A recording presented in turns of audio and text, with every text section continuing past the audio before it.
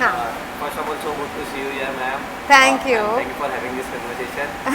अभी हम जब बात कर रहे हैं, कल ही आपका बर्थडे होने वाला है इन जी। एडवांस, हैप्पी बर्थडे पहले तो। Thank you so much and thank you so much for having me here.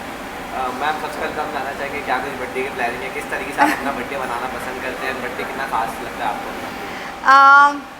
C obviously Aries हूँ, मतलब 11 अप्रैल बॉर्न, तो बर्थडे के लिए हमेशा बहुत एक्साइटेड रहती हूँ। जब मेरी बेटी यहाँ मतलब अभी तो यूएस में है, पर जब वो यहाँ रहती थी तो हम दोनों बहुत अच्छा टाइम स्पेंड करते थे। मेरे कुछ दोस्त हैं 3-4 जो बहुत ख़ास हैं, तो वो आते ही हैं घर पे। तो यस, बट इस बार मैं जा रही हूँ एक ऑर्फनेज में, ब्लाइंड स्कूल में, जहाँ पर बच्चों के साथ I am going to celebrate. बच्चे मुझे बहुत पसंद है, तो मैं ब्लाइंड स्कूल में जाके उनके साथ ही कल पूरा दिन उनके साथ ही स्पेंड करने वाली हूँ। ऐसे बर्थडे के दिन सोशल वर्क करना कितना अच्छा फील होता है, एक तो कुछ ना कुछ सोसाइटी को बैक देना, Yes, कितना yes. अच्छा लगता है अपने आप में। बिल्कुल। सोशल वर्क में कितना इन्वॉल्वमेंट रहता है, क्या पसंद है आपको जनरली भी ऐसी चीज़ें? मुझे बहुत अच्छा लगता है, और बच्चे खासकर, जैसे मैंने कहा, लव किड्स। मतलब मेरा बस चले, क्योंकि मैं मुझे कब आज तक नहीं पता कि किटी पार्टीज़ या जो लेडीज़ की जो जितने पार्टीज़ होते हैं बीसी वीसी, वो मैंने आज तक कभी किया नहीं है, क्योंकि मैं हमेशा से काम ही करती आ रही हूँ। तो मुझे जब भी फ्री टाइम मिलता था, मैं आशी के फ्रेंड्स के साथ फुटबॉल, बास्केटबॉल या फिर बच्चों के साथ ही टाइम स्पेंड करती हूँ। उससे ना आप बहुत रिजुविनेट भी हो जाते हो, और सबसे अच्छी चीज़ बच्चों की ये होती है कि बहुत नो बिचिंग, नो गॉसिपिंग, बहुत ही अच्छी प्योर हार्टेड। सो वो एक चीज़ बहुत अच्छी है। So I love to spend time with kids. तो इस बार ज़रूर, yes, I am going to orphanage. या एंड इस वक्त भी जब आपका बर्थडे आने वाला, क्या कुछ बदलने वाला का प्रोफेशनली अगर हम बात करें, क्या कुछ नया आने वाला है? क्योंकि लोग आपको इतना पसंद करते हैं कहीं ना कहीं टीवी पे देखना, तो क्या कुछ नया प्रोजेक्ट आ रहे हैं? देखिए, अभी बहुत सारी बातें चल रही है, it's too early to say anything, but बहुत जल्द आप मुझे देखेंगे, आई प्रॉमिस यू। एंड कहीं ना कहीं अगर हम बात करें आपके एक्टिंग ग्राफ पे, जिस तरीके से आपने करियर शुरू किया 2007 से, आपका कहीं ना कहीं करियर शुरू हुआ इंडस्ट्री में, आपको अच्छा खासे 19-20 साल हो चुके हैं। कहीं ना कहीं कैसे रही है ये पूरी जर्नी, कितना आप सेटिस्फाइड है खुद इस जर्नी से, जिस तरीके से आप देखते हैं? आपने नेगेटिव भी प्ले किया कहीं ना कहीं थोड़े टाइम के लिए, एंड कॉमेडी स्पेशली आपने जो उस तरीके से आपका प्रोग्रेस बनाया, बहुत मुश्किल है, उसके बारे में थोड़ा बताइए। नहीं, it's been a wonderful journey, really बहुत अच्छी जर्नी रही है, बहुत लर्निंग एक्सपीरियंस रहा है। सबसे बड़ी चीज़, मैं बहुत ही मतलब मैं नॉन एक्टर, मैंने कुछ एक्टिंग की क्लासेस नहीं ली थी, और बिल्कुल नॉन फिल्मी बैकग्राउंड से आई हूँ, इंदौर से हूँ। जी, एमपी से हूँ, इंदौर से हूँ। तो मेरे लिए तो स्कूल भी यही था, मतलब आते से सब कुछ सीखा भी यहीं। एंड बाय गॉड्स ग्रेस सबसे पहला प्लेटफॉर्म जो मुझे मिला वो बालाजी का मिला। उसके बाद I work with Rajshri, then Rajan Shahi, then DKP, Garima productions, और फिर भाभी जी घर पर हैं, जो सबसे आइकॉनिक शो है मेरे करियर का। So it's been a wonderful journey, बहुत कुछ सीखा, जो सीखा यहीं सीखा, और मैं रियली बहुत ग्रेटफुल हूँ इंडस्ट्री की भी, कि सभी लोगों ने हमेशा मुझ पर बहुत ट्रस्ट दिखाया है। एंड आई प्रॉमिस, मेरा बर्थडे है, एंड आई रियली प्रॉमिस कि मैं आप लोगों को कभी निराश नहीं करूँगी। मैं और मेहनत करूँगी, and I will entertain you till my last breath. कहीं ना कहीं आपने शोज़ तो बहुत सारे किए, पर 2 शो स्पेशली मैं शाउट आउट दूंगा जिनके जरिए आपने ऑडियंस के दिलों में एकदम अपनी अलग सी जगह बना दी है, चिड़ियाघर। जी। उसके बाद जब हम आते हैं भाभी जी एंड कस्तूरी, ये शोज़ थे, इतना प्यार लोग ऑडियंस का मिला है, बैक टू बैक शोज़ जो हिट होते हैं, ये कैसा फील होता है कि लगातार सक्सेस मिल रहा है, लगातार लोग इतना रिकग्नाइज कर रहे हैं, एंड नॉन फिल्मी बैकग्राउंड से आते हुए इतना प्यार मिलता है, वो कैसे फील होता है? बहुत अच्छा फील होता है, रियली फील ब्लेस्ड, क्योंकि मेरा बचपन का ड्रीम था। मुझे ऐसा लगता है अगर मैं एक्टर नहीं बनती तो मैं और कुछ नहीं होती। मतलब आई थिंक बचपन से ही मुझे एक्टिंग का ही शौक़ था, dancing and acting. So I learn Kathak, तो या तो डांसिंग या फिर एक्टिंग, तो आर्ट फील्ड में ही इंटरेस्ट था। तो मेरे लिए नौकरी थोड़ी मुश्किल हो जाती, क्योंकि मुझे एक जैसा काम करना में थोड़ा सा वो रहता है कि, तो और एक्टिंग में आपको हर दिन एक नया चैलेंज होता है। So I think I feel really blessed. अगर हम आपके करियर फेज की बात करें, एक टाइमिंग आया जब आपको भाभी की ऑफर हुआ, एंड किसी और से कैरेक्टर को लेना, और ऑलरेडी हिट कैरेक्टर और हिट शो, एक अलग सा प्रेशर होता है कि आप उसे जस्टिफाई कर पाओगे या नहीं। पर अब जब हम यहाँ बैठे, मैं कह सकता हूँ कहीं ना कहीं मुझे तो बहुत पसंद आया, क्योंकि जब मैंने भी वो शो दोनों भाभीियों को देखा, मुझे कहीं भी ऐसे कहीं मिस नहीं लगा कि आप कर नहीं पाए, आपने उस ग्राफ को और थोड़ा ऊपर ले गए, वो इनोसेंस और वो जब आपको ऑफर हुआ, तब आपके दिमाग में क्या चल रहा था? क्योंकि 1-2 शोज और भी थे जो आप बाद में कन्वर्सेशन में थे, तो वो पूरा फेज के बारे में जानना चाहूँगा पहले। हाँ, तो ये ऑब्वियसली 2016 की बात है, और 2 शोज़ में ऑलरेडी पायलट शूट कर चुकी थी जब मेरे पास भाभी जी का ऑफ़र आया। तो पहले तो मैं मतलब जब रिप्लेसमेंट का मुझे पता चला तो आई वॉज थोड़ा सा ये कि नहीं मैं नया शो करती हूँ, ज़्यादा बेटर है। बट देन मेरी बेटी ने भी और मुझे भी, I always listen to my gut feeling. मैं अपने इंस्टिंक्ट को हमेशा कभी भी हमेशा उसकी सुनती हूँ। मतलब इनफैक्ट मुझे घर पे बहुत डांट भी पड़ती है कि मैं दिमाग से नहीं सोचती हूँ, मैं दिल से सोचती हूँ। सो पता नहीं क्यों अंदर से आवाज़ यही आई थी कि भाभी जी ही करना है। सब ने मुझे बोला बहुत कंपैरिजन होंगे, बहुत वो है, बट मुझे हमेशा ऐसा लगता है, मैं मानती हूँ अक्षय, कि जब आप पूरी शिद्दत और ईमानदारी के साथ कोई चीज़ करते हो ना तो रिज़ल्ट आपको ज़रूर मिलता है। तो उस वक्त मैंने और कुछ नहीं सोचा, मैंने सिर्फ़ और सिर्फ अंगूरी के कैरेक्टर के फ्रेम के बारे में सोचा एंड वो काम किया। अगर शायद ज़्यादा सोचती तो मुश्किल था, कुछ नहीं सोचा, मैंने अपनी पूरी ईमानदारी के साथ वो कैरेक्टर निभाया।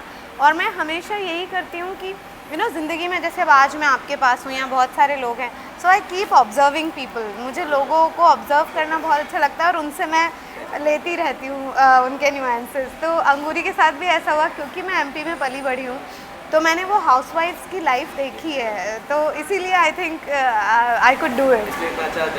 जी जी, उसकी जो थी वो भी अलग थी, वो मुझे श्योरली आपकी लैंग्वेज नहीं थी। हाँ, वो बिल्कुल नहीं थी। इसको यूज टू होने में कैसे आपने मेहनत की, कितनी मेहनत की, एंड जब उस पर ग्राफ आया कितना टाइम आपका फील हुआ कि ये स्ट्रगल करना या मुश्किल है, जितना सोचा उससे आसान नहीं है? हाँ, मतलब उसका क्रेडिट तो मनोज संतोषी जी, अब वो नहीं रहे इस दुनिया में, बट पूरा क्रेडिट उनको जाता है। इतना अच्छा स्क्रिप्ट लिखकर भेजते थे वो, इतनी रवानगी होती थी उसमें।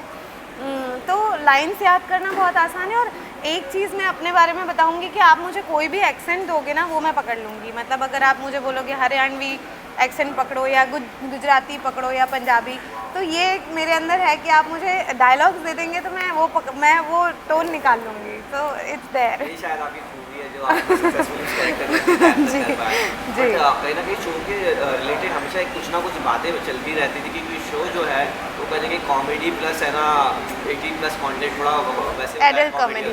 जी जी। तो उसमें एक हमेशा रहता है कि इंडियन कल्चर को थोड़ा ख़राब दिखा रहे भाभी जी और ऐसे रिश्ते को थोड़ा ख़राब कर रहे हैं। जब ये कटाक्ष आप तक भी पहुँचते होंगे कहीं ना कहीं, आप क्या सोचते थे इस पर? नहीं, देखिए मुझे ऐसा लगता है कि जब तक मर्यादा आप नहीं लांघो तब तक अगर ह्यूमर है, और यही हमारे शो की बहुत खासियत रही है और उसका क्रेडिट मनोज जी और शशांक बाली जो हमारे डायरेक्टर उनको जाता है कि ये तो बहुत ही बेसिक सी चीज़ है कि शुरुआत से ही आपको पड़ोसी की बीवी ज़्यादा सुंदर लगती है और बीवियों को ऐसा कि देखो उसका पति उसको घुमाने ले जा रहा है, उसको ये दिला रहा है, तो इट्स देयर तो वो जो ताक झांक छोटी मोटी जो हेल्दी फ्लर्टिंग होती है which is there, and I think उसमें कोई बुराई नहीं है। पर कभी भी किसी भी कैरेक्टर ने अपनी सीमा रेखा पार नहीं की, अपनी मर्यादा पार नहीं की, तो ये बहुत अच्छी बात है। जैसे अंगूरी को बाकी सब मोहल्ले के लोग भाभी माँ बुलाते थे, so it's such a beautiful thing. तो मुझे नहीं ऐसा लगता कि कहीं भी ऐसा कुछ हुआ है कि मतलब हम लोगों ने समाज में कुछ गलत मैसेज, छोटी मोटी मस्ती, तो ये मतलब I think it's a part of life. अगर ऐसी छोटी मोटी मस्तियाँ ही ख़त्म हो जाएगी तो फिर क्या ही बचेगा ज़िंदगी में। एंड कहना है कि आपके कैरेक्टर में अगर हम और डिटेल में जाए, कैरेक्टर को प्ले करने में आपकी मुश्किल ये थी, मेरे हिसाब से चैलेंजिंग ये काफ़ी रहा, क्योंकि एक इनोसेंस है पूरे के कैरेक्टर को पूरा, and at the same time वहाँ पे वो जब फंबल्स कर दिए इंग्लिश के वर्ड्स में, तो वो कुछ ना कुछ बहुत ही फनी सा होता है। तो आप खुद अपने आप को कैसे इतने इनोसेंस के साथ, आई एम श्योर हम सब दिखा रहे हैं ऐसे, तो आप वो इनोसेंस वाला जो कैरेक्टर है वो कैसे इतना मेंटेन कर पाते थे, एंड वो जो पूरा कैरेक्टर के ग्राफ में आप हैं वो किस तरीके से गए? ओके, तो सबसे पहली चीज़ तो ना जैसे ना अभी हम बात कर रहे हैं तो मैं सुन रही हूँ कि आप क्या बोल रहे हैं, या मेरा ब्रेन, और पता है कैमरा इतना ख़तरनाक चीज़ है ना, वो आँखों को सब पढ़ लेता है। तो जब विभूति मेरे साथ फ्लर्ट करते थे तो मैं कुछ और जानबूझ के सोचती थी या अपने मन में ये बोलती थी कि अरे कहाँ बोल रहे हैं, तो अपने आप फेस पे वो एक्सप्रेशन दिखते हैं।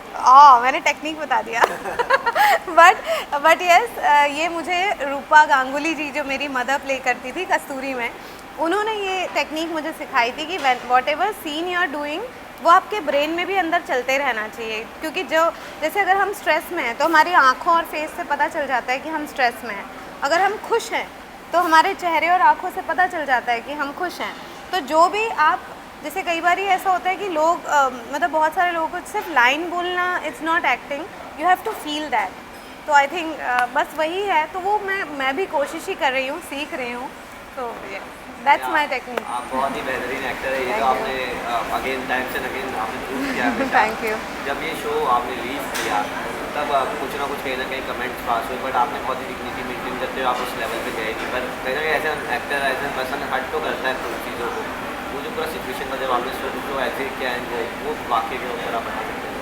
इस बारे में मैं कुछ नहीं कहना चाहती। देखिए मुझे बहुत प्यार मिला है और आई थिंक मेरे लिए वही सब कुछ है। मतलब मेरे लिए झोली, हाँ, मेरे और इंडस्ट्री ने मुझे इतना प्यार दिया, सब दोस्तों ने इतना प्यार दिया, आप लोगों ने इतना प्यार दिया। आई थिंक मेरे लिए वही सबसे बड़ी चीज़ है। मैं इंदौर से मुंबई अगर आई हूँ तो अच्छा काम करने और लोगों के दिलों में अपनी जगह बनाने आई हूँ। सो बस, और मैं आगे भी अच्छा काम करती रहूँ, बस यही चाहती हूँ। शायद इससे हम लोग ज़्यादा जानते हैं कि शुभांगी असली शुभांगी कैसी है। ये आपकी डिग्निटी जो है। Thank you, thank you. कहीं ना कहीं आप जिस उम्र के पड़ाव पे आप खड़े हैं, कहीं ना कहीं आधी जिंदगी के आसपास बीत चुकी है, आधी बात। जी जी जी, बिल्कुल। आधी से कम ही बची हो तो अच्छा है, इतना वॉर चल रहा है। बस एक्टिंग करियर वाइज आप कितने सेटिस्फाइड हैं अपने करियर से? क्योंकि हर इंसान है, हम कहीं ना कहीं उम्मीद होती है मुझसे एक्सपेक्टेशन कि हम और ज़्यादा आगे जाएँ। कभी बड़े पर्दे पे भी हाल ही में पिक्चर भी रिलीज हुई थी। जी जी जी। लोगों से बहुत प्यार मिला, पर शायद कहीं ना कहीं इतने अच्छे नंबर्स में कन्वर्ट नहीं हो पाया। जी। तो एक्टिंग ग्राफ के हिसाब से आप क्या देखते हैं, क्या कुछ करना बाकी है? नहीं, अभी तो बहुत काम करना है। देखिए एक एक्टर की भूख कभी शांत नहीं हो सकती। हाँ, ये है कि अभी तक भी जो भी मुझे मिला है मैंने कोशिश की है टू गिव माई 100%, और आगे भी जो भी मेरे पास आएगा। और मैं इसीलिए कोशिश करती रहती हूँ हर वक्त, you being an actor and as a human being also you need to reexplore and reinvent yourself. आपको हर वक्त अपने आप को सीखते रहना ज़रूरी है, इम्प्रूव करते रहना ज़रूरी है। तो अभी तो पार्टी शुरू हुई है, मतलब अभी तो बहुत काम करना है और let's see how it goes. अभी तक भगवान ने बहुत साथ दिया, आप लोगों ने बहुत साथ दिया है। For hope and wish, fingers crossed that I will get good project. And working with Ravi Kishan है, ये जो पूरी पिक्चर का ये जो खास दौरान कैसा रहा शूटिंग का, कैसे इंटरेक्शन है, कैसा फन रहा? बहुत ही अच्छा। रवि जी, मुकेश जी, विजेंद्र काला जी, एक तो वैसे ही मैं उन तीनों की बहुत ही बड़ी फ़ैन रही हूँ। तो रवि जी की एक बहुत अच्छी चीज़ मुझे लगी, वो ऐसे स्विच ऑन स्विच ऑफ करते हैं, मतलब और एक साथ इतना मल्टीटास्किंग करना, मतलब पॉलिटिक्स भी था और वो मूवी भी जब कर रहे थे तब इलेक्शंस भी चल रहे थे, रैलियां भी कर रहे थे, बट वो इतने, मतलब जैसे कैमरा ऑन होता है वो सडनली चेंज हो जाते हैं। बहुत ही फ्लॉलेस उनकी परफॉर्मेंस थी। तो I learned a lot from him and वो सभी मतलब कितने सीनियर एक्टर्स हैं। तो मुझे वही लगता है कि आप जिससे जितना सीख सकते हो उतना कम है। कहीं ना कहीं ऐसे आप मदर भी एक हो, स्ट्रॉन्ग इंडिपेंडेंट वुमन हो, आपकी एक डॉटर है, कहीं ना कहीं कैसे मैनेज करते हो ये बॉन्ड को? ऐसे आपका शेड्यूल इतना बिजी रहता है, कहीं ना कहीं बेटी को भी टाइम देना पड़ता है, अकेले सब कुछ मैनेज करना, how do you do that? बहुत मुश्किल है। Thank you for asking this question. आसान नहीं है सब, सच में कभी कभी मैं बहुत थक जाती हूँ, मतलब थक के रोने भी लग जाती हूँ, बिकॉज इतना सब कुछ मैनेज करना, घर भी बाहर भी। बट मुझे यही लगता है I am a proud single mother, और मेरी बेटी थैंकफुली, मतलब I am blessed with such a sensitive and intelligent and she is a wonderful daughter. वो भी बहुत ध्यान रखती है मेरा। और time management, I think time को मैनेज करना is the most important thing. और मेरे पास अच्छे हेल्प्स भी हैं, जैसे सुनीता है, बहुत ध्यान रखती है प्रोफेशनली हर चीज़। मैं कई बार उसके ऊपर डाल देती हूँ कि ये संभाल लेना, ये संभाल लेना। तो मेरे आसपास अच्छे लोग हैं जिस वजह से मैं मैनेज कर पा रही हूँ। जी, हाँ ज़रूर। नेक्स्ट सर, फिलहाल आपकी बर्थडे आ रही है, फैंस आपको देखने के बहुत एक्साइटेड हैं। आप फैंस जो आपको विश करेंगे, मुझे पता है बहुत सारे सोशल मीडिया पे आपके भरे होंगे कमेंट, उनको कुछ कहना चाहेंगे फैंस के लिए? मैं फैन से यही कहूँगी कि आप लोगों ने मुझे इतना इतना इतना सारा प्यार दिया है, आगे भी देते रहिए। आई एम कमिंग सून, मैं अभी नहीं बता सकती, but I am coming soon, so please stay tuned. और अभी तो बहुत लंबा सफ़र तय करना है and just wish me luck, और बस दुआएं दीजिए। और मैं आप सबको बहुत बहुत बहुत धन्यवाद देती हूँ। Thank you so very much. Curiosity इतनी बढ़ गई, बस ये बता सकते कॉमेडी में ही आ रहे हैं कुछ अलग? नहीं, कुछ चला गया ये अच्छा। थैंक यू फॉर हैविंग जी, thank you, thank you, thank you, thank you, thank you.